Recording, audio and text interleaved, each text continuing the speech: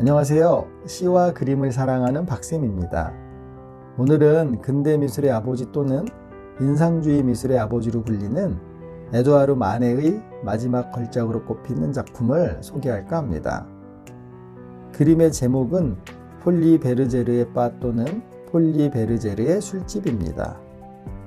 폴리 베르제르는 파리의 대표적인 카페 콩세르로 발레에서 서커스 공연까지 다양한 볼거리를 제공하는 파리 최고의 사교장이었습니다.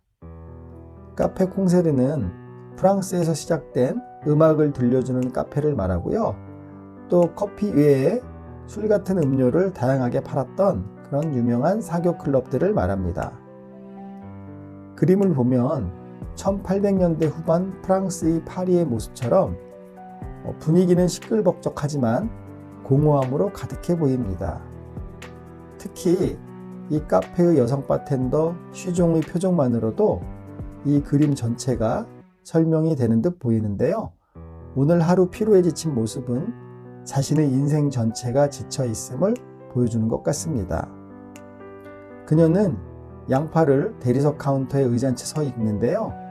무표정한 표정을 넘어 아무 생각이 없어 보이는 얼굴로 정장을 한 부르주아 남성 손님을 상대하고 있습니다. 아마도 당시 파리의 가난한 여성들의 실상을 대변하고 있는 것 같기도 합니다. 또 그림을 자세히 보면 앞의 모습과 거울에 비친 모습이 일치하지 않음을 쉽게 알아차릴 수 있습니다. 여인의 뒷모습과 남자의 앞모습이 그림처럼 보여지려면 쉬종은 정면이 아닌 왼쪽으로 몸을 좀 틀고 있어야 합니다. 마네가 초기에 그림을 드로잉할 때는 여인의 모습을 측면으로 그렸었는데요. 실제 그림을 그릴 때 무슨 생각에선가 정면으로 그렸던 것 같습니다. 아마도 여인의 무표정한 얼굴은 측면보다는 정면으로 그려졌을 때 더욱 사실감이 드러날 수 있다고 생각했던 것 같습니다. 반쯤 넋이 나간 쉬종의 시선은 남성을 바라보는 것이 아니라 바의 관람석을 바라보고 있습니다.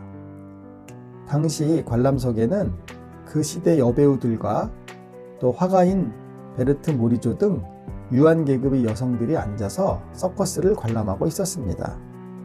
마네는 관람석 여성들의 부유함, 지성, 아름다움 등과 이 쉬종의 힘든 삶의 처지를 비교해서 그린 것 같습니다. 여인은 주변의 모든 사람들로부터 철저히 소외되고 있고요. 또 옆에 함께 놓인 술병들과 다를 것이 없어 보입니다.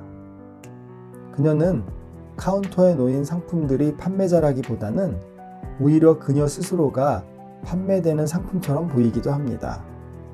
이는 당시 바텐더 등 여직원들이 손님들에게 매춘을 했던 실상을 마네는 그림을 통해서 우회적으로 보여주고 있습니다. 저는 이 그림을 보고 짧지만 나름대로의 좀 글을 써보았습니다. 그 글을 잠시 읽어드리고 계속 이야기하도록 하겠습니다. 제목: 여인. 그녀의 눈 속에 지친 세상이 들어있다. 알아채지 못한 남성의 슬픈 유혹이 그녀의 머리를 강타할 때 허리 휜 하루가 지나간다. 타인들의 웃음소리가 밝은 조명에 탑승하여 눈으로 들어오면 지난밤 아픔에 그녀는 또 쓰러져 간다. 차라리 눈을 감았으면 또 세상을 지웠으면 싶다는 생각도 잠깐. 하얀 얼굴에 누런니 드러낸 그가 그리워지는. 당시 파리 최고의 사교장이었던 폴리 베르제르 바의 또 다른 매력은 바로 여자 바텐더였는데요. 많은 동시대 관찰자들에 의해서 알려진 바에 따르면 이들은 은밀한 매춘 활동을 했다고 전해집니다. 화가 마네는 도덕적으로 의심스러운 상황을 당대의 경관을 배경으로 버젓이 고급 예술의 영역으로 끌어들였던 것입니다. BBC 다큐 빛을 그린 사람들에선 이 그림을 그릴 당시 마네는 매독에 걸려 건강이 매우 안 좋은 상태였다고 합니다. 그리고 1년 후 51살의 나이에 근대미술의 아버지인 마네는 그렇게 세상을 떠납니다. 마네는 1863년 사롱전의 출품에 물의를 일으킨 그의 그림 풀바디의 점심식사를 통해서도 당시 타락한 프랑스의 매춘 문화를 고발을 했었습니다. 하지만 본인도 그 문화에서 벗어나지는 못했던 것 같습니다. 마네가 풀바디의 점심식사를 그리면서 새로운 주제의 회화를 시도할 수 있었던 것은 그 시기 그의 아버지가 죽으면서 막대한 유산을 남겼기 때문에 더 이상 돈을 벌기 위해 상업적인 그림을 그릴 필요가 없었기 때문입니다. 마네는 풀바디의 점심식사를 살롱존에 출품을 했으나 낙선을 하게 됩니다. 이때 살롱존에서 떨어진 화가들이 모여서 당선과 낙선에 대한 기준의 이의를 제기하기도 했고 또 자신들만의 전시회인 낙선전을 열기도 했습니다. 이 낙선전에서도 마네의 그림인 풀바디의 점심식사는 많은 사람들에게 특히 백인 남성들을 불편하게 만들었습니다. 하지만 마네는 2년 뒤인 1865년 그의 그림 올랭피아가 사롱전에 입상을 하면서 유명세를 얻게 됩니다. 제가 생각했을 때 문화예술의 장점은 그 시대의 문제점을 비판할 수 있고 또 새로운 문화를 만드는데 큰 장점과 역할이 있다고 생각됩니다. 오늘의 명화 폴리 베르제르의 바 속 여주인공을 보면서 우리나라도 1950년 이후 힘들었던 시절이 있었는데요.